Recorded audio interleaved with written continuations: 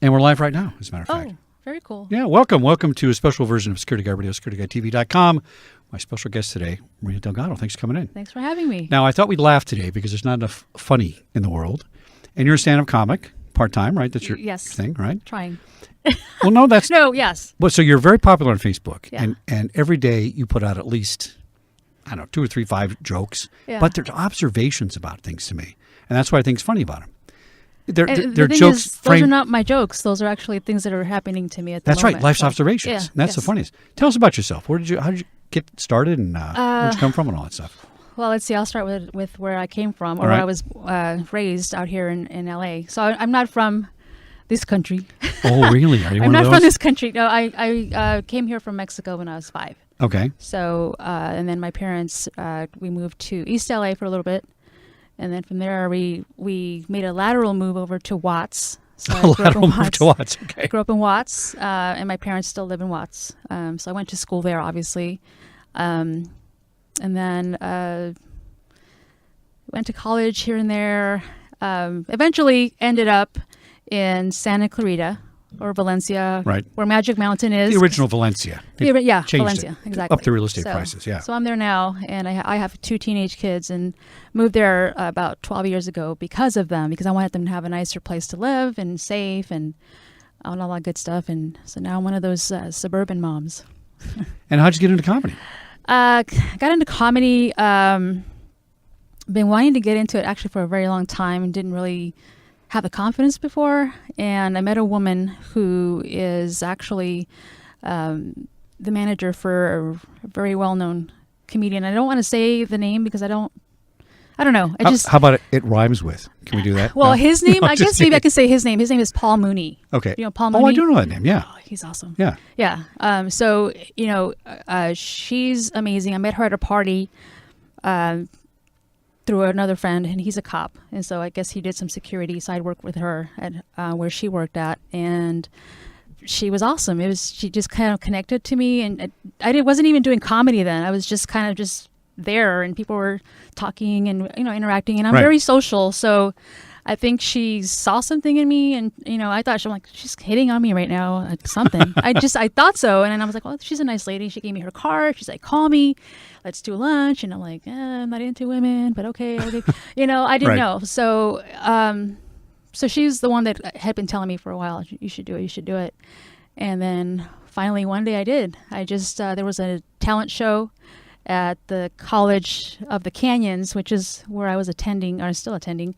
And yeah, scary, shaking, the microphone, voice is shaky, but there was a 10-year-old kid doing it too. And I'm like, I'm not going to let that little shit show me up, so I did it. And ever since then, I just met other comics, Right. and then started just doing shows here and there. Now, what was your first skit? Did you actually write some jokes, or were you telling stories? How did you do that? A lot of them were like stories about like ex-boyfriends or my ex-husband. Stories, yeah. Yeah, stories, but they're true and they're funny. Right. So yeah. I remember Like- when I was a kid, my stepmother was a singer, and she used to play at the Smokehouse, and MGM Grand, a couple of places. She was a warm-up act for a bunch of things. Applejack was the name of the band, and they had a talent show. And she says, you should come in and tell some stories. And I said, I don't know, I'm not a comedian. And she goes, you're funny. Every time you come home and tell a story about what happened at work or school, people just roll over and pee their pants laughing. So I just got up there and I just told some stories about our dog and how we lived, and 10 kids in one house and 2 Great Danes. And the whole audience is busting up. And I don't think I'm funny, but people tell me all the time, you're hilarious. And I go, I'm just telling you a story about what happened because my life is so freaking bizarre. I make the observations and then people laugh at it. Bizarre, But truth is funny. Yeah, I mean, it that's is the whole funny. thing. It's hilarious. Yeah. Yeah.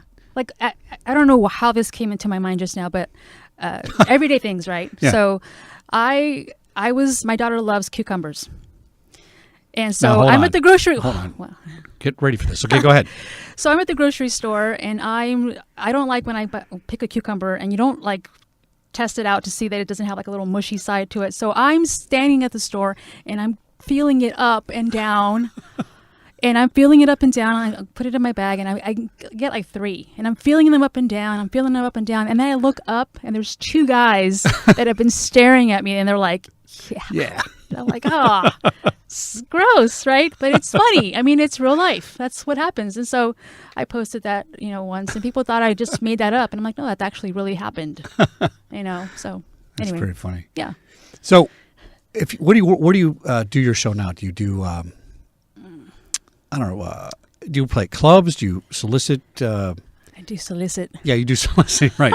No. I mean, where do you find jobs? Just like Facebook, just like with you, like you had me come on your show. It's people just kind of see you and they interact with you and they want you to do their show. Hold on one second. I have a fan, actually one fan, who said we're getting feedback. Is your phone on, Barbie? Maybe we have to kill that Facebook thing. No, what are we getting feedback out there for? Well, we'll fix it in post. It's one of my Facebook friends. They're like, she's a hack. Get her off of there. So after you did your first show, you had the confidence to go out and get more shows? And like I said, I think I met other comedians. Right. So you got in the club. I got in the club. Yeah. I went to the Ice House in Pasadena my first time at a real club, and my friend John Cooperman was the guy that I actually did the talent show with. Right. So I did many shows with him there at the Ice House, and then just went from there. And then I actually got my own place. So I had have a friend who owns a winery, and he offered me what they call a room. He offered me his offered space. you a room? He offered me, let's get a room. Cucumbers room, very interesting. All right. That's what the comics say. Let's get a room Yeah. and have a show. So I had that for about a year. It was every Thursday night, and did that for a year. And then I also did another show in Valencia at JJ's Bar and Grill, which I no longer have. I did that for almost a year as well. So 2 years of doing that. Now, do you get paid for that? You get paid through the tickets that you sell to get people to come watch the comics. Like so a percentage of the box office. Yeah. Okay. So I would have, a lot of people come that were established and, come do my shows, and then some regular people, some struggling, comics, some new comics we're all trying to do our thing, but had some pretty funny shows, pretty fun shows. I miss it. I miss it. But I don't have the rooms anymore. So I see. Okay. So I have to now go out and either try to get another room somewhere or just get on other shows. So I have a couple of things coming up right now. I didn't do shows for a little bit because I'm also in school.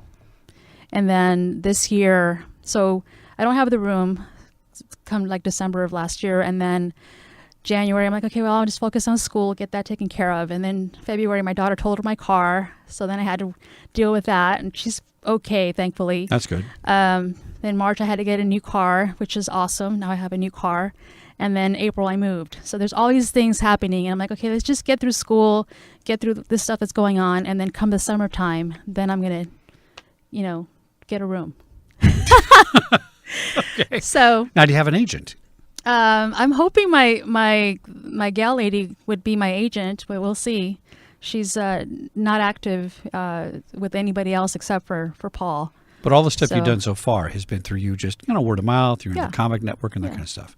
Some people that like want to do stuff and have me do stuff with them, and I think June 10th we have a show. Oh yeah, let's talk about that be one. On. Where's that? God, I don't know where exactly the name of it. If you don't know, I have to look it up. I have to look it up. Okay. But it's in Anaheim, and the flyer is on my Facebook. I don't know the name of the place because I've never been. All right, Barbie, got to research that while we're on the air. Yeah, Find Barbie, out. do something. Barbie's friends in studio here. My friend Barbie. Your chaperone, your Barbie bodyguard. doll is here. Yeah, my Barbie. You see how big and stocky she is. I'm just kidding. I'm just kidding. Oh my gosh. Yeah, so she can look it up. But so June 10th, we'll be there. It's an all-ladies show, which is awesome. And Chico Little is the producer. Oh, now when you say all ladies, can I go? Yes, all the. Not like the guy that's going to the but don't offer Wonder anybody Woman. a room. Just don't No. ask the ladies for a room. No, remember the Wonder Woman controversy? Have you seen that? Oh yeah. So the It's guy so goes out. He's stupid. going to buy a ticket to the woman's show, and oh my God, he's like a celebrity. He doesn't want to be. I don't get it. It's really funny. Yeah. It doesn't say the name of It's like really small on the. Not really small. I'm sorry, Chico, if you're listening. So it's in. Look, if you want to go, like, let me know, and it's on my Facebook. All There's right. a flyer and all that good stuff. All right, now tell me how you come up with a skit. Right. So I come on here and I tell stories, and people laugh at it. But I'm not sure I could sit down and I could tell a series of stories Yeah. about it. Maybe clump a topic together. Yeah. I've never had that, but I'm all impromptu. I just pick up on words in the minute. And what do you call it? Improv? I'd be good at improv, You're more right? an improv person. But if I had to sit down and write some jokes, like if you've seen the Unknown Comic on my page, remember the Unknown Comic? Yes. Yeah, it's Murray Langston. Oh Yeah. my God! Like every day he writes like 5 or 6 jokes, and he's hilarious. Yeah. And you seem to write jokes, but really you're just making observations that turn into a joke. I guess. How do you do it? How's your brain work? I don't know. The thing is, like, when I'm writing on Facebook, that's what I'm writing about what's happening to me at the moment. Or some weird thought comes into my head, and then I'll post it. Because it's like people go, it's so random. And it's like, why are you getting upset about that? Like, it's okay to be random, to throw something in there that doesn't make any sense because it breaks up people's day. Right. It breaks up my day, you know? Like, I think one time I wrote in there, I said, who wants to go shoplifting? You know, and it's like usually you say, hey, who wants to go shopping? And I put shoplifting, and people were like, oh my God, that's hilarious. Play on words. I do that. Yeah, you play on words. I'm good with words at mixing those together. Yeah, that's But true. it just came to me. It wasn't like I sat there and I'm like, oh, I'm such a genius or what. I mean, I don't know. It's just stuff that comes to me. And then I have people that go, how do you, they will text me or email me and go, how do you come up? What's your inspiration? And I'm like, I'm sitting on the toilet. I don't know. You know what I mean? Like, because sometimes I will be in the restroom and I think of something and I have to go back to my desk to get my phone before I forget, because I will quickly forget what I want to write. No, that's true. Yeah. My best place is driving. So if I go cross country, right? Yeah. And I how do you how do you drive and write? I want to know. Voice texting. Oh, good. Okay, yeah. No, I just voice text something. I'll put it down like an observation on something or photos. Oh, that's right, because you were texting me at one time. So I take a lot of. No, I wasn't. I wasn't texting her while I was driving. He was Don't voice listen texting. to that. No, That's he was right. voice texting. That's true. Yeah. That is true. To be specific. So let's talk about what's going on in the world. All right. So I think a lot of your observations are funny because they seem to be. We talked about this before the show. What was the word we used? Which we're going to offend some people, but don't get too offended. They're just truthful observations. You're not politicizing it. You're not saying this is one party to the other party. It's just that one thing there is true about that particular issue. It is, yeah. And it cuts across political areas. I mean, some people might say it's political, but I'd say that's just the truth. And you seem to see things that other people don't, because if they're wearing the political glasses, they're not going to see it, right? You're going to get upset, yeah. Yeah. So I don't affiliate with any party. To me, honestly, and this is probably going to upset people too, I don't see the difference. I'm like, I can't tell the difference. There isn't between, a difference. No. Yeah. If anybody... Now, no offense to all my friends. I love all you guys, right? If you actually think there's a difference between the Republicans and the Democrats, I got a bridge to sell you, right? Because I don't know. That's the only reason. Because I don't know. Like it's all the same, really. And really, it's not about governing. It's about them getting power and struggles and things like that. You know. Yeah, we're forgetting the people. We're forgetting. Right. You know. We're so worried about being the majority or this, and just like you're forgetting the people that voted you in there. Yeah, it's true. Now, what do you think about security? You must have stalkers. You know what? I've had a couple. Yeah. I've had like people come to the show, and one guy was like, "I want to drive you everywhere you're gonna go," and I'm like, you know. Was he following you on Facebook? Then he came to the show. He came to the show, and then he just kept coming to the show, and just showing up. And then he saw, that I had a boyfriend, and then one time my boyfriend didn't show up to go because he couldn't go. And he walks over, he's like, where's your boyfriend? And I'm like, he's at home, And I'm like, where's the mace? So. Now, do you carry mace? I do carry mace, but like, I'm not that quick, so I don't know, like. Let's see the mace there now. Let's see. I want to take everything out. Well, you're dead. You're already dead. I know. But let's see how much dead you're going to be by is. keeping looking. All right, there we go. I just throw it at him at this point. Oh, here, let's do a close-up on that. Now, let's take a look there. All right. So this Get is my little fancy camera work here. pink mace. Are you, yeah. Oh, look at that. Yeah, it's adorable. You would be dead, though, unfortunately. I would be. I know. So I usually use my purse. All right. So women get, I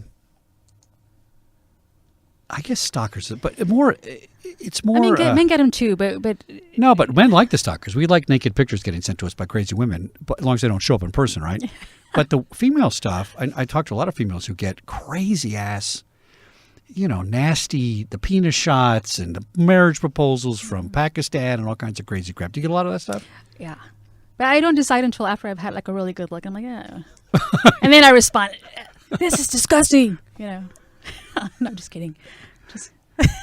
You ever worry about your safety on some of the stuff? Not like until you mentioned it. But Sorry. No. Well, sorry actually, about that. after the guy that was coming to my shows, like even my boyfriend, like, that guy's weird. I'm like, I know, but be nice to him, because like you never know, right? You always be nice to the crazy people. Well, actually, it's funny if they actually show up in person. not to scare the crap out of you, but It's true. about less than 1% show up in person. Yeah. And those are the ones that are a problem. Yeah. So the guy comes back, you got to call security guard out to have him, Yeah. make him kind of go away. We'll take care of the thing for you. I've had like a drunk guy, try to fight me. And, Try to fight you. yeah, not fight me, but he kept trying to apologize to me for. He actually hugged me for no reason. I'm like just walking down the street. What? And I'm just like, okay, what?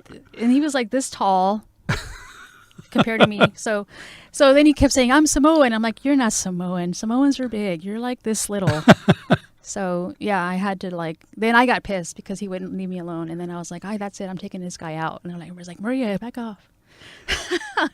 So what do you think about the world right now? Are we all doomed, or it is so scary. it is kind of scary, right? Or is it misinformation? That's what I can't never get a hold on. I never get a handle on that. Like fake news? Is that what you're trying to say right There's now? so much fake news. Oh my God, I don't believe any of it. I go, no, that's not what happened. We're gonna wait. The guy that killed everybody in Portland, he's a white supremacist. Well, no, actually, turns out that wasn't what he was, but that came out first in the news. Yeah, and if he was, by the way, that's no good. None of it's good. But nothing. I mean, is good regardless of what the background is. But we're so quick to want to label it something. yeah, I don't know why we have to do that. I don't know if it makes us feel better or what it is. I can't figure out what it is. It's weird. And I honestly think now I don't want to sound all like bummer and you know what I mean. But I don't feel that Trump is really helping the situation. He's inciting more. The orange hair kind of invites my personal opinion. But but it's not even political. I mean, I get it, right? So I work for this company that should never be named again. That's in the lawsuit. I can't actually say their name, as a matter of fact. But let's say they were from New York and New Jersey, right? Uh-huh. And every time I flew back there for a meeting, hey, how you doing? How you doing? Hey, Charlie, how you doing? Chuck, how you doing? My teeth just went, oh, I can't listen to you. I don't. Yeah. It's not my dialect, right? Yeah. You're like out of central casting. It's one of my favorite accents, though. The Jersey. Is it though? See, I can't take it. Oh. And Trump, when he talks, I go like this. I go, no, don't make a noise. Yeah. On the other hand, the guy's got $1 billion empire, and you go, he's not. If he's stupid, he's half stupid, right? So I think the way he sounds and his delivery does not sound particularly intelligent sometimes. No, at all. Right, but then you look around and Sometimes. go, well, who's running Trump Tower? Is it his kids? I mean, how do they do that? So it's a bizarre phenomenon. It really is. But there's a lot of people like that. There's people that are There is a lot of people dumb like as that. shit, and they have millions of dollars, and it's like, how you're so dumb. I don't know. And then meanwhile, you got people that are very smart that are just work regular jobs and what have you. But it's I don't know. I think it's what makes you happy. But at the same time, it's like if you're in that type of position, give back. I wish I could give back more. Than what I've done. I was helped a lot when I first moved back to Santa Clarita, because I moved away for about 3 years. I was in a relationship, and then that didn't go very well. It ended up it was domestic violence related. Oh no. Yeah. So if I was bigger, though, I would have taken him. But It's so common. It's very sad. Yeah, it is. How many women? They say Very it's scary. 4 out of 10. I think it's 6 or 7 out of 10. yeah, it's very scary. Yeah. Very scary. So I got out of that, and so the domestic violence center that helped me. So I try to do what I can, like adopt a family for the holidays, or donate some money or time or clothes or whatever. I mean, it's not just that one; it's wherever you can, So, and some people don't want to do that; they just want to get a tax break. Yeah, no, I know? do a lot of.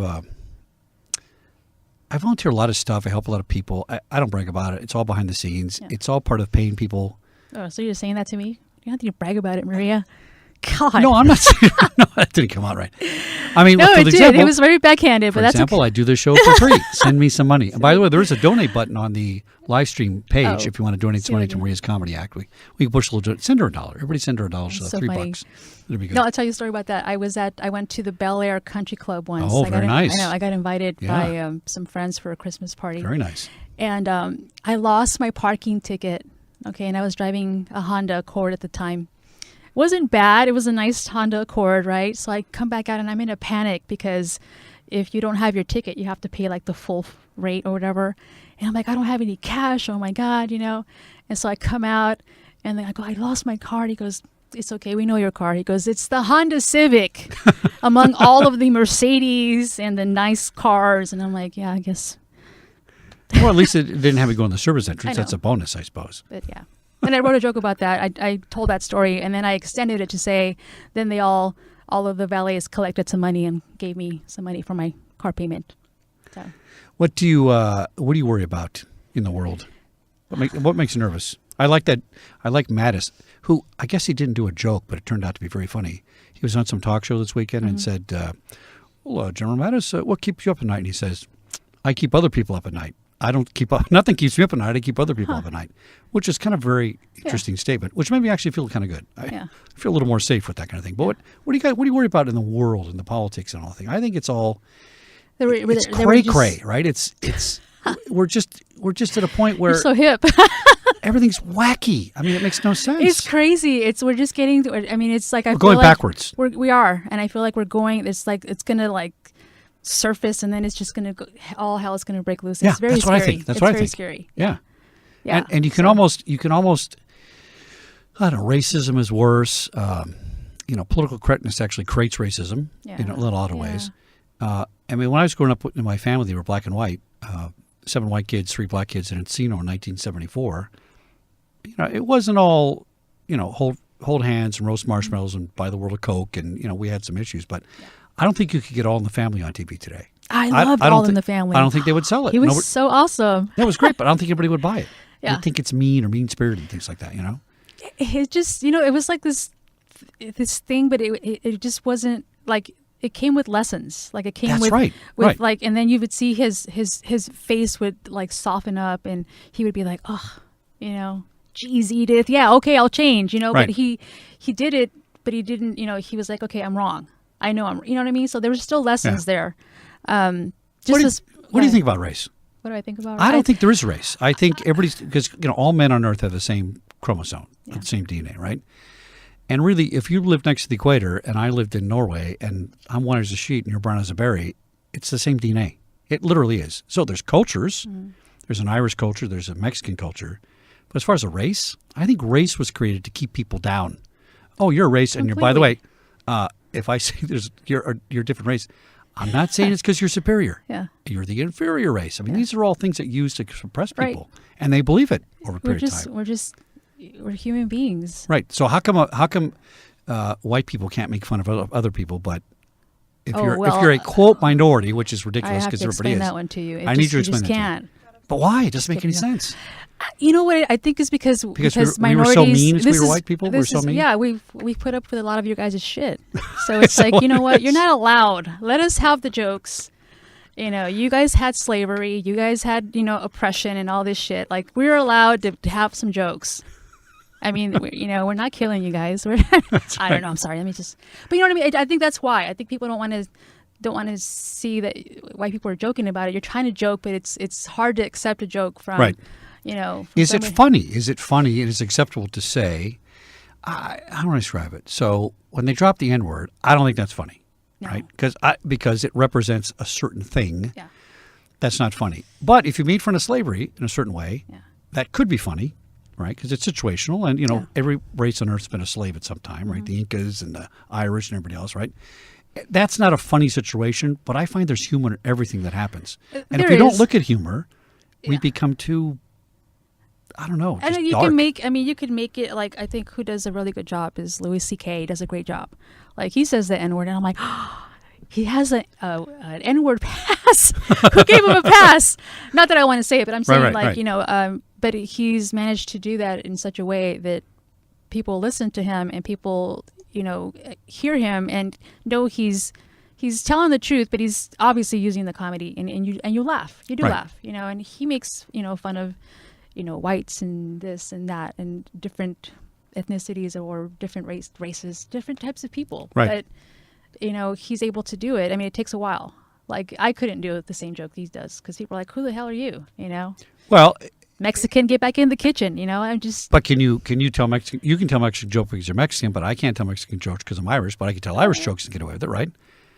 Yeah, I mean, I think we can cross over. I think it's just. This is new, by the way, because when I was a kid, you could tell jokes about everything and everybody. We're just so ready to fight with each other because of whatever. I mean, I like to talk about race and other people's and the differences in us because it's true. Like, if people go, oh, you shouldn't say that. It's like, well, it's true. Like, black people don't eat chicken. Yeah, they do. Right. I do too. Right. You know what I mean? Do Mexicans have beans? Yeah. You know, it's like, why are you getting mad about that? Right. You know what I mean? Let's sit down and eat something. Well, I think it's exactly. Pass me a margarita. You know, it's just. I think a lot of it has to do with, I don't know, political parties want to categorize people and control people. Well, that's how we separate ourselves from. Yeah. We're putting ourselves in these little clusters, and we're not allowing ourselves to just commingle and coexist with each other because we're so busy getting upset with Right. what someone said. You know what's funny about L.A., though? And I was born and raised here, one of the few people I know.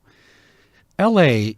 has about 128 languages spoken here, right? I Wow. think it's more languages than any place on earth. That's amazing. And isn't it pretty mellow? Doesn't everybody basically get along here? I mean, really.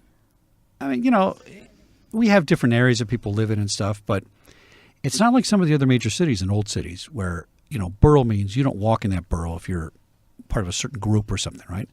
And you don't really see the tension here, just in public in general in LA. Would you agree I with mean, that? well, would you drive through Watts? Would you? Oh, I used to drive go through to Watts. the Watts Towers. I will tell. I did when I was a boy. did? Okay. I will tell you how white I am. Right? Back when it was white. No. So my dad that's used to the be 40s, my dad used to be the 40s. Thank you very much. I know that's too. It's My too dad old. used to be in the magazine business, and so he had a thing called Women's World. Yeah. It's a magazine. You know what it is? I've heard of it. Yeah, it's pretty. But when it first came out, it looked like the National Enquirer kind of paper, and it's Yeah. about 3 pages long. In the old days, you had to go out and sell the magazines to the grocery store or the newsstand, and then you had to count what didn't get sold because they think they're Yeah, cheating. yeah. Oh, I didn't sell any, but you sold them all, put it in your pocket, right? Right. So he gave me a route during the summer, and I had to go around all the stores in Watts Wow. and count magazines, right? Now, I got a 1967 Camaro convertible that's white, okay? And I'm as white as they come, ladies and gentlemen. Although I am 1/3 American Indian, you wouldn't know it, but I am. And I'm driving around down Watts, and all these people are going, who's that crazy motherfucker driving through us? Well, he's a crazy motherfucker. We'll just leave him alone because he must be out of his mind. But I didn't feel threatened. I didn't feel intimidated by anybody. And I was on Grape Street. Really? Grape Street's, when I was a It's cop, pretty that's bad. the place. It's pretty, well, in like, the 80s especially. scary, yeah. It was scary. We had a white guy that lived in Watts. Yeah. And whenever we saw him, it was like a rare sighting when we Sure, saw him on yeah. the street. But he was like total gangster, the way he would walk, the way he carried himself. I don't think he wasn't trying to look that way. No. That's just how it was hard. You could see the hardness in his face. Yeah. And everybody was just like, okay. And we called him white boy. Just let him walk Güero? by. Güero? Güero, yeah. You just let Güero. Well, I went to You know, Watts Towers and I counted all these magazines, and nobody messed with me, and Yeah. I was friendly, and I didn't appear threatening to anybody. And one of my good friends, Sheila, who worked for me at Fox, I talked to her on the phone one day, and then she came to work for me as a guard, and eventually I made her my secretary, right? My executive secretary. So if you called the office and talked to Sheila, people would talk to her for a couple of months. They come in to meet her, and they go, "You're Sheila?" They all thought she was black. Yeah. Because she just sounded that way, Yeah. because that's where she was raised in, black family, black neighborhood. And then I had a couple super white girls when I was a cop in San Gabriel that were raised in the barrio, Yeah. and they sounded exactly like Oyele and all the gangbanger stuff and Right. everything. And you look at them and you go, blink, blink, what? That's weird. Yeah. So our brains go, that's different, because our brains are saying, I'm looking for the stereotype, and the stereotype's not there. I know. Maybe, right? Yeah. But then again, it's not really bad to think there's a stereotype, because all stereotypes aren't bad, right? I mean, I It's love not- Hispanic culture. It's not I a just bad think it's thing at all. I Yeah. mean, if it wasn't, it wouldn't be a stereotype if it wasn't true. yeah, it's There's some truth stereotype's to the it. worst word. It's more like There's some truth to it. that's it. I mean, that's the culture, right? But I think it's when you say it to someone and you're saying it such a negative In a mean way, in a mean way. It's like, right? so you're going to try to insult me by telling me that I eat beans. Wow. Yeah, that'll do me in. That's it. Wow. I got to go to a psychiatrist now. Yeah, exactly. Like, that's going to scar me for life. I always think because- it's funny to make fun of the Ku Klux Klan. I think Yeah. they're hilarious. I mean, it's an evil organization, Yeah. but they're a bunch of freaking morons, right? Yeah. And you can really have a lot of fun with that, Yeah. but it's not popular to talk about them. And then when my It's not? my neighbors were around saying that all Republicans are racist, I remind them that the Ku Klux Klan was started by 4 Confederate soldiers who became lawyers. Yeah. And it was used to suppress all the minorities and the black people in the South for Yeah. 50, 75 years, Yeah. 100 years. It's And the history, we get history wrong. And I think getting history wrong creates some of these issues, right? that. If you get Well, history fear. wrong and you get the stereotype wrong, so to speak, Yeah. Polish people are morons. No, actually, Polish people are pretty freaking smart if you look at history and all that kind of stuff, but they got a bad stigma. Like one guy ruined it for everybody. Well, there's one idiot, you know? right? Some bad breeding or something. Yeah, You got one it. person. Yeah. Yeah, it happened. I mean, we all do it. I mean, I used to be like, my boyfriend's white, and I used to be like, I didn't want to date white guys. Now, why is that? Because I'm like, I don't know anything about golf or like surfing. I'm like, I don't know what to talk to them about. Well, that Okay. was really my No, that's- my sincere, like, and then I Yeah. just felt like I couldn't connect. And then I was like, what are you doing? You know? And as I got older, it's just, and of course I live in Santa Clarita, so That's pretty white. yeah, I know. I don't know. You just start to see things very differently, obviously. I mean, when I lived in Watts, I lived around Hispanics and blacks, and so that was what I was around Right. mostly. And then now, you know, and he's from Nebraska, so, you know, he grew up on a farm. Yeah, you Middle know, America, yeah. And I'm Mexican. It's kind of the same thing, really, when you think about it, you know? So it works. And I don't see that. I mean, I joke around with him a lot about that. You know, we'll joke around, you know, and he'll call me my little whatever. You know, we'll just make jokes. My but little Mexican. Yeah, but I mean, it's just, I don't take it personal, or I don't get offended, because that's not who he is, and that's Right. not who I am. And so, you know. Well, I got news for you. Newsflash. You happen to be white.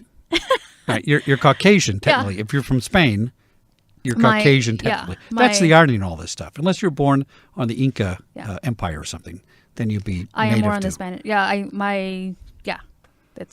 learned that. I met my great grandmother, and when I saw her, I was like, that's not my grandmother. Like, she was blonde hair, blue eyes, fair skin. Oh, Spanish. Yeah. Yeah. And I was like, who is that? Yeah, Spaniards are That's very your white. great grandma. Yeah. And I'm like, she's really white.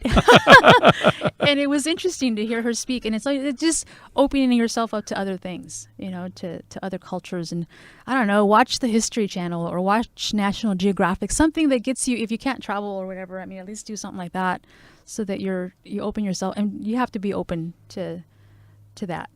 Like this earlier today, and I don't want to cut you off. You know, you're talking. No, you're not cutting me off. Earlier today, I go on Facebook and I'll like see certain articles, and there was a woman, and I can't remember the name, but this man called into her show, and he said to her, he says, "I'm pretty prejudiced," and he goes, "How can I change that?" And she was black and he was white, and he was calling in, admitting it and asking for help. How do I change that? And I was like, wow, that's pretty cool. And he was admitting, you know, I have certain prejudice. I have this. They got to meet face to face, and he was really genuinely trying to understand, because I think you're closed off and you're taught a certain way. And you don't allow yourself, you know, to see outside of your little world. I was very fortunate that I don't know, I grew up, my dad married Vi, and Vi was black after he got divorced. And I don't know, she was an entertainer, right? Yeah. So who here, knock, knock, knock, open the door. Oh, well, there's Sonny, and his name was Sonny, and what was his partner's name? Richard or something. And this went on for a year or two. Then all of a sudden, knock, knock, and Sonny now is Sonia. So he's a black guy who was gay who had a sex change. And I'm 12 years old going, well, I guess that's how things work. Yeah. Right? Or she used to invite people to the club that were fans of hers. We have parties and things. Mm-hmm. I must have seen any possible combination of race, sexual orientation, you name it, would come through the house. And that was normalization. That was like, okay, well, that's just how people are, you know. And then I get older and say, well, that's not how most people are, but you know what? What the hell's wrong with it? So if you're not exposed to it, you're afraid of it. Yeah. Right? And when you're exposed to it, as you know, embrace the white people. Because you didn't know about it, right? I know, yes. And then it's like, okay, we're all the same. We really are all the same. We really are. Except truly. you like, I like mutton and you like refried beans. But it's the same. Yeah. You know. I think that's how you beat prejudice. And I always found, although when mutton doesn't sound as good, by the way. Oh, mutton's nasty. Mutton, just the word itself. Mutton's not lamb. Okay. But then it's a baby lamb. And then if I said lamb, I get letters. Because, hey, you eat a lamb, you're evil. Right? Peter's going to call you. That's right. Yeah. No, don't get me started with those guys. Those guys they used to come to UCLA when I was a cop and break into the vivisectionist laboratories and, you know. PETA was breaking in? Oh, yeah. Yeah. Wow. So I used to do patrol in the hospital up there. So I'm walking around one day. And, you know, it's like 3 o'clock in the morning. I'm going, what are the lights on over here for? So I open up the keys and open up this door. And here's a group of doctors, masks, big table. There's this giant, like 300-pound pig on the operating table. And when I come in, they're all like, blink, like freeze and look at me, and I'm going, oh, dude, I don't know. I don't want to know what's going on there. Yeah. Well, they were doing vivisectionist research and, that kind of thing. And so what would happen is the PETA people would break into the school and free the pigs and free the monkeys and free all the animals and stuff. Yeah. So that was a weird, and they're very violent Oh yeah. about it, right? We're gonna I know. and I'm all for, let's not torture animals. That's cool. But, let's take care of the kids that, are living on the street and are beaten by their kids first. Right. Let's get that part right, Right. Anyway, I digress. What was I talking about before? I can't remember. Mu- Barbie, help us out mutton here. You're or- the continuity. Yeah, you're keeping us. You guys were talking about being race and white and Mexican and that's pretty much Well, it doesn't matter. Yeah. It's all fine. Yeah, it is. Tell me how you handle something difficult in your life. Because comedians are people that, if we act funny or just funny, we see things a little differently, right? So I look at the humor and everything. I say, I'm lucky. That sucks. That was shitty. That's a terrible thing. But you know what? On the other hand, this is a positive thing. Would you say you're positive or negative? Some comedians can be negative, and that's humor. And some people are positive. What do you think? It depends on the time of the month, I think. Okay, You know what I mean? Oh, I guess I do know what you mean. I have 9 sisters. I kind of do know what you mean. And it depends. I think it depends on how you wake up that morning. Like this morning, I woke up really in a bad mood. I had a horrible dream about my ex that he was in my house. I'm like, get the fuck out of my house, So it's just weird. And so that sets off your day. But you try to be positive. I mean, how do I handle things is through joking around. Right. Otherwise, I don't know how I would do it. Like I joke about everything. Because I do. some people say, oh, comedians are all dark and they're depressed and they're lonely. That's why they joke about things. And I think, you know what? Maybe not. Maybe Yeah, they just find everybody's- humor in things. Everybody's like that. Yeah. Just we're just funny about it. Right. I'd rather be around comics because they're funny about their struggles and all their stuff that we're dealing with, as opposed to somebody that's just like, oh, I got to go see my therapist. It's like, oh God, you're so boring. Be like, live. Is it therapy for you? Is it cathartic to get out there and talk about your life? And It actually is. It's actually, for me, I enjoy making other people laugh. And of course, some of the things that I think are funny, people don't think they're funny. But right. okay, unfriend those people. I don't need you. No, I'm kidding. I'm just kidding. Yeah, it is therapeutic. I mean, I think for everybody, it's a rush to get up on stage. It is, right? It is, yeah. It's because I lecture on. This does not sound right. Let me phrase this. It's a rush when I lecture on active shooter training. Oh, you're excited because you're teaching people how not to get shot. That's not what I'm saying. But when I'm engaging an audience and saying, look, Maria, I'm going to tell you how not to get shot. It's possible to survive a shooter. It's possible to dodge bullets. Here's how we do it. I use a Nerf gun for teaching because I want people to laugh about the experience. Some Right. people use those real, like pellet. The real thing. Well, they look like a real gun, Yeah, but I they know. shoot plastic bullets, right? Yeah. And I go, you'll remember that, but I think you'll remember more if I hit you in the head with a dart, Yeah. a Nerf dart. You're going to go, oh, yeah, I remember that. And I just love getting in front of an audience. I don't get nervous. I've never been nervous standing in front of people. You feel the energy. I guess that's the best way to describe You it. do. Yeah. I get nervous. I get nervous. I get nervous. But that's the energy Yeah. coming back to you, Yeah. kind of, so to speak. And then when it doesn't go well, as it does on this show a lot of It times, doesn't go well. then you go, but you keep going forward, right? You Yeah. just got to keep doing it, right? So I love that part of it. I like doing the show live because I screw up every single show. I do something wrong. Miranda tells me on Facebook on my monitor over here that we're overmodulating and feedback, and I go, well, that's the way it goes, folks. What does that mean? She was getting some kind of feedback on when she was watching the show on Facebook, but we got it on backup tape. Is she the only one watching? Is that why she's like? She's the only one that watches. That's great. That's right. But I screw Thanks, Miranda. screw up every single show. Yeah. Something happens, but Okay. I don't care. Yeah. Because the point is to get out there and give people information and think about it. So I don't get nervous or embarrassed for that part of it. But I hear what you're saying. That energy is just something. It's really indescribable. It's very cool. Yeah. It's and it's what's weird is I joke about. Sometimes I'll say, I'm not a people person, or I'm very social, Right. but then you also just get a little overload, and then you're like, I got to retreat, and Yeah. sometimes I don't want to be around people. It's not that I don't like people. It's just the energy that could be a little. It's exhausting. Energy's sometimes. energy, right? Yeah. And whether it's positive or negative, it's Yeah. the same effect. Yeah. Yeah. What's the biggest audience you ever had? What did we have? I'm trying to think where I was. I did a show at a synagogue, and we had about 100 people there at a synagogue. It's a big audience at Yeah, a synagogue. it was pretty cool. It was pretty fun, and it was a show I put together that was about a year or so ago, And yeah, it's scary. It's like you want people to laugh, and you obviously want people to laugh, but you also want to work on yourself and be true to yourself, Right. and that's always it's a little tough. My biggest audience was 1,200 people at a Oh my security God. conference. Yeah.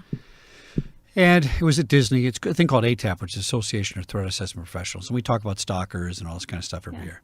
So they keep begging me to come do a lecture. And I go, I don't want to do a lecture. And yeah, come on, you got to do it. So I said, okay. So I want to bring my own laptop. You don't need your own laptop. We're Disney. We have all the best equipment in the world. Just give us the disk of your PowerPoint. We'll put it on our computer. It's going to be great. It's going to be great. Right. Bigly or great, or whatever he says, right? Yeah.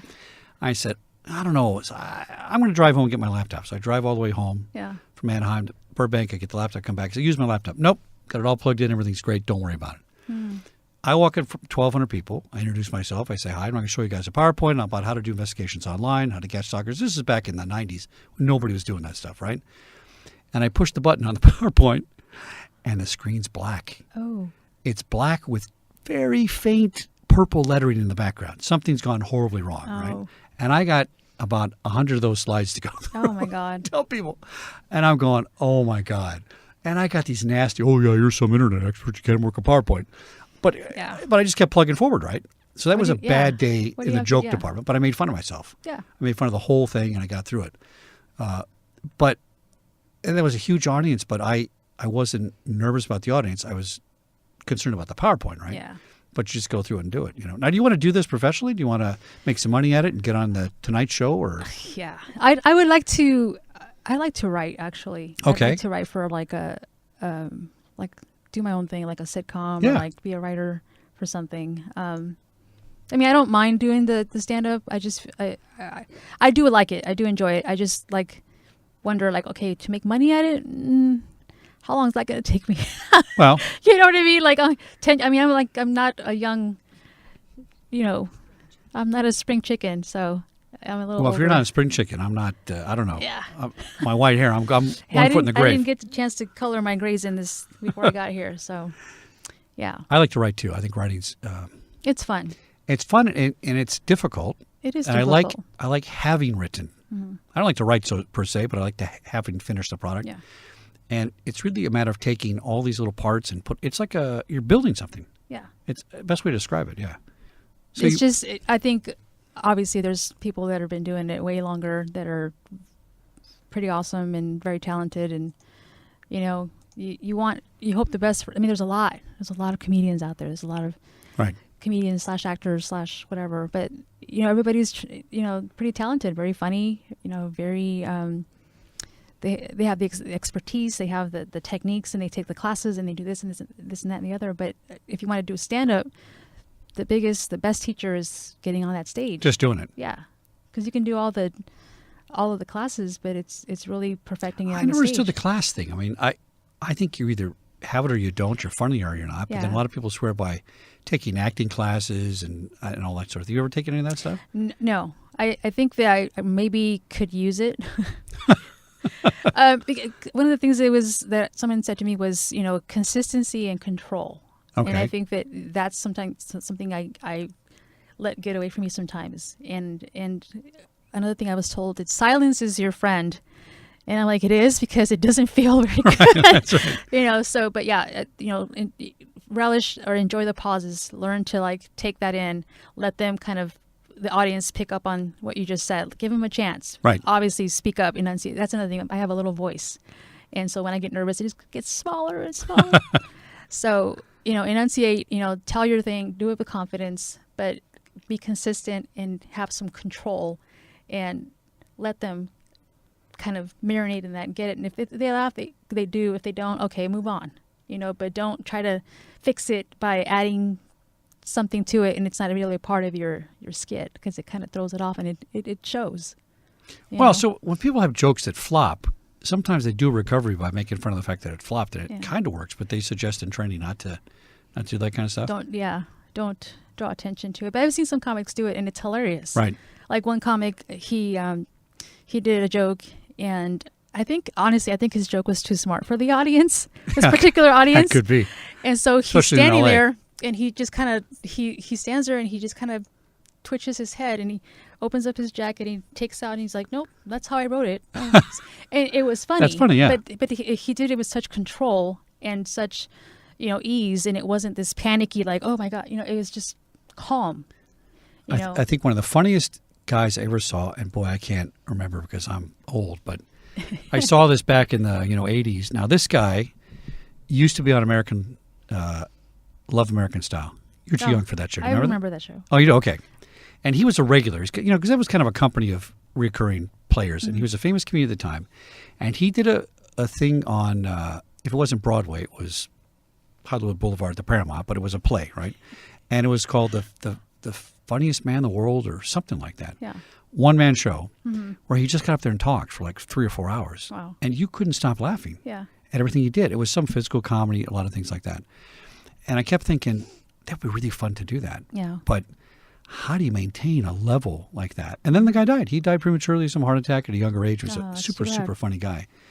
And I just wonder, when you write something that big, Yeah. where it's a play, basically. Pretty much, yeah. Yeah. I mean, are you writing a joke? Are you making an observation? When you talk about writing, it's a very specific skill that's even beyond other disciplines within that. Like a couple of friends of mine write, it's kind of weird. Now, don't get weird about this, but they're my age and they write children's shows for Disney, okay? And why they have old people? But that's the formula, right? Yeah. They did Lizzie McGuire and Herman's Head and all those shows back in the day, and now they're still doing it. And those sort of things, when you write to an audience to make that particular audience laugh, that's a very specific discipline. And writing, that's the bigger talent of all of it, I suppose. I mean, I can sit up and make jokes of things that I'm looking at, and I'm very sarcastic. Yeah. If you're out having a beer or something, I'm sarcastic as hell. And that's what people think I'm funny. Yeah. But I couldn't write a joke. I couldn't write a joke to save my life. I just don't, my brain doesn't work that way. It's different, because it's different from the Facebook stuff I write. It's like, that's not my comedy. It's what I'm going through that day or right. that But it's moment. funny. But it's funny. But that's do you think that's how I think, though. But when you post it, do you think it's funny? Do I think it's funny when I post it? Or it's just an observation? Yeah, because it makes me laugh. Like I'll listen to, or I'll say it, and I'm like, that sounds pretty funny. The irony of what's happening. It's like, oh my God, this is going on, and Yeah. Like it's the way you think. Like I was telling Barbie, my boyfriend and I were standing. I need a comment there. Barbie is not her boyfriend. Barbie's in the studio. Barbie is not. She's my girlfriend. All right. All right. Barbie's my girlfriend. No, Key and I were standing at Big Five or something. We were standing in line, and there was this little sign that said, donate to help premature babies. And so I was looking at it, and then I leaned over to him, and I'm like, fuck those babies. And he goes, Maria, but they're preemies. And I'm like, give a shit. I was totally joking, because who would say that, right? And then I was like, you're not going to donate, are you? And so then we were next, and the lady's like, would you like, because she was asking everybody, would you like to donate to premature babies? And so I looked at him, and he's like, yeah, I'll donate a couple of dollars. But I think he felt guilty for what I said. And I go, it's completely obviously a joke. No, but it's not always obviously a joke. That's the problem. Yeah. People take stuff so seriously. Yeah. I'm sarcastic about things, and I'll post something, and people flip out on Facebook saying, really, that's too much information. I get that. And I go, I get that. I'm just kidding. I don't really think we should club baby seals. I'm making fun of people that club baby seals because they're assholes. Yeah. That's the joke, and sometimes you get in big trouble you for get it. some people that are like super sensitive or something, yeah. What are you going to do? I just don't. You can't make everybody laugh. You can make them cry, though, pretty easily, that's for sure. Especially if they listen to this show. Snare drum, please. Is that Melanie's job, or is that her name, Melanie? Who? Who was the gal that was telling you to... Did I get her name wrong? Oh, Miranda. Miranda is watching... I'm sorry, Miranda. Miranda is so watching... bad. Well, she's in Florida, but she's normally in Copenhagen or The Hague or what they call it something different than we do. We just call it, Denmark. They call it The Hague, some fancy name. I'm sorry. I'm terrible with names. Jeez. Now she's going to think she did that on purpose. Oh yeah. No, women are like that. We're very catty. Kind of stuff. What is that all about? I wish we weren't, because I would love to be friends with more women that I see, and I just see a lot of resistance. Now that's interesting. Do you except for Barbie. Barbie's pretty cool. Barbie, your boyfriend, yeah. Barbie, my boyfriend over there. We just kind of hit it off. We got along, and there's just some people that don't want to be like that, and it's just like. Now, do you think do you get along better with guys than girls? Or have more guy friends than Well, girlfriends? you know what? Guys aren't trying to be your friend. You know what I mean? But we have penises. That's what happens. We can't excuse that. But I used to think that, like, oh, I get along more with guys, and then I'm like, no, I don't. They're just like, there's just a hidden agenda, Right. which sucks because you just really, you want to be friends sometimes with people. You don't, you can't be in a relationship with everybody, Right. Well, but there'd be no babies if it wasn't for guys. I mean, that's No, just kinda the way it goes, I know. But unfortunately, I'm just saying, like, we are what we are. females, I think we could be a little bit more supportive of each other. Just people in general too. We're so quick to want to hate people and want to, oh, I don't like, I'm sure people are watching this going, oh, listen to her. She just, ugh. Yeah. Well, I can't stand her voice. I think tolerance is the key, right? So I'm extremely tolerant. Yeah. And people say, you know what, you should have taken that guy out. You should have done something about that. And I go, you know what? I'm not going to waste my energy on a moron or an idiot, right? You can say some facts. You can educate people. But why get all on Facebook about it? It's just, I've been guilty of doing that. You don't want to, but just like, well, screw you. What the hell, But you can put them down with facts. I'm just minding my own business. Yeah, but it could even just be on Facebook, or you could be sitting somewhere, and it's just like, what? Go, if this is bothering you, this conversation. Let's say we're sitting outside somewhere doing this, and somebody's like, can you stop doing that? Because I'm trying to have lunch. It's like, really, dude? Can you move? Like, we were here, whatever. Right. It's just, there's always going to be somebody that's just going to have a problem with whatever you're doing. Now, do you get trolls? Oh, yeah.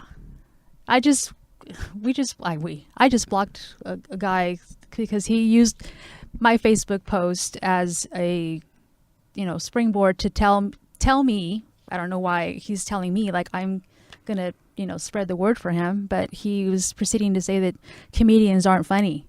Comedians aren't funny. Comedians nowadays, all these comedians that I'm seeing on Facebook, you guys are not funny. And it's like, wow. And you're friends with them, but you're not a comedian yourself. Right. So what's he following you for? What's his... I don't know. But was that the security guard radio drone that was flying in front of No, it your was face like there? something was flying, and I didn't want it to get... We have little miniature drones in here spying on people. Just in case. Is that what that was? Yeah, that's what that was, yeah. I thought it was Or it's a haunted studio, dandruff too. or something. I don't know. No, people say it's... so I have that an Arlo camera in here. When you put it on infrared, all these little things start zipping across the screen, and That people... did look weird. I was like... Yeah, it did like... Yeah. Like, shut up, Chuck. What were we talking about? Oh. No, we're talking about your troll. I don't get trolls. I just get people that either really like what I say or they're neutral. Mm-hmm. People don't usually come back at me and say, you're full of bullshit and blah, blah, blah, because I just go kabam with a fact, and then that's the end of it. But I don't want to fight with people and have political, nasty political things. I just want to supply, here's some facts, by the way, here's what it means, here's what it doesn't mean, that kind of thing. My little niece, oh my God, she's like, I don't know what her problem is. She knows everything. She's a genius, right? Of course. All the world's problems can be solved. We should let everybody immigrate to the United States. And I go, oh, that's great. That's a great, noble thing. Do you ever see the immigration thing on with the guy with the gumballs? No. All right, so this professor gets on and says, okay, here's the United States, 350 million people, 350 million gumballs. And here's the 1 million people that we let in every year. And he puts one gumball over here in this thing. Okay. And by the way, here are the 85 million people in Africa. And he puts,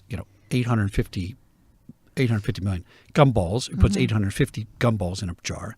And these are the people that live under poverty. And he lines all these gumballs up. And he goes, if you look at all the people that all make under $12 a year and all, and it's terrible. All right? It's terrible. The world is not a nice place. We're very lucky to live here, right? Yeah, completely. And you say, we're going to take 1 million of these billions of people and let them in the United States a year. He said, let's let 3 million in. Let's let 10 million people in. It doesn't take care of those gumballs. Yeah.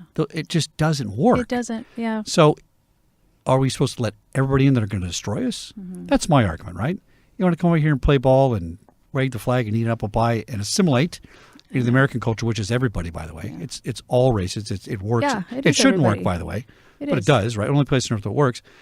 But to say we have to let everybody in, no, we don't have to let everybody in. Yeah. Especially if you want to kill us. Yeah. Not a good idea to let people that want to take you over. Trojan horse. It's when you start saying, well, not those people and not those people. It's like, okay, you can't just put every, that an entire nation in a category and say not those people. It's like, how do we differentiate? How do we choose? How do we say, oh, do you have a record or whatever it is. Yeah, I mean, the funny you know? thing is we have laws for all this stuff that have been in place forever, and we just don't follow them. Yeah. And the laws, my in-laws came here with $10,000 from Argentina, and That's 10,000. it? Well, 10,000 was like $100 grand back there. Just kidding. No, but you had to save it, right? Back in No, I'm 1960. just kidding. No, but and that's what the laws say, and that's not practical for most people Yeah. nowadays. It's hard It's to not. do. Yeah. It's So I completely don't blame not. people. Everybody wants to live here. I get that part. I think that's fine. Mm-hmm. But we can't just say willy-nilly that, okay, open up, everybody come in, and then we got nothing. It all becomes the same as everybody else, and America's unique that way. Yeah. So it's interesting. Well, Maria, thanks for coming on the show. I appreciate having it. me. Now, if you ever, Barbie, ever remember that place you're going to play, you call me up and I'll tell you guys where to go. I know. Sorry.